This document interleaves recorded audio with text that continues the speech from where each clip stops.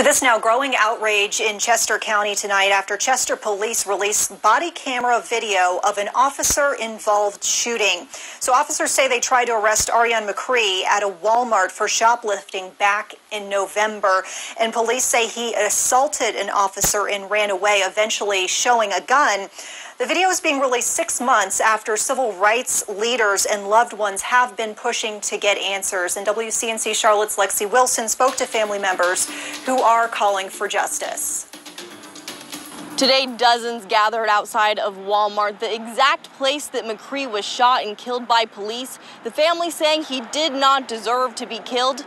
A warning, this video may be disturbing. Police camera shows the dramatic shooting unfold. Take a look as the officer chases Ariane Mcree to the Walmart parking lot. The officer takes out his gun. Mcree seen in the distance coming towards the officer. There is no audio, but several shots are fired. Mcree falls to the ground. When the officer runs to Mcree, you see him pull a gun from him. Mcree is still in handcuffs. I'm mad. I'm upset. Full of emotion, Reverend Charlie Stringfellow talks about his grandson, Ariane Mcree, being shot and killed. If you haven't lost a child, you don't know what I'm talking about. Not on a child, it could have been you. Could have been me. Back in November, officers tried to arrest Mcree for shoplifting. According to a letter by the Attorney General, Mcree was in handcuffs when he assaulted an officer and went to his car to get a gun. Radio dispatch heard shots fired. It's unclear where the shots came from. The Attorney General says the officers were acting in self-defense in defense of others. Still, the family and civil rights leaders have questions. He's wrong.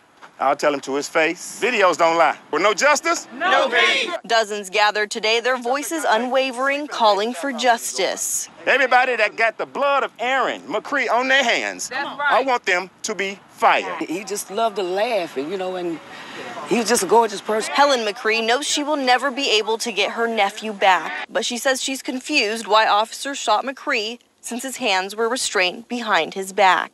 He will truly, truly be missed. And the family is asking that the police department release the name of the officers involved in the shooting. They have not, because they have not been charged with any crimes.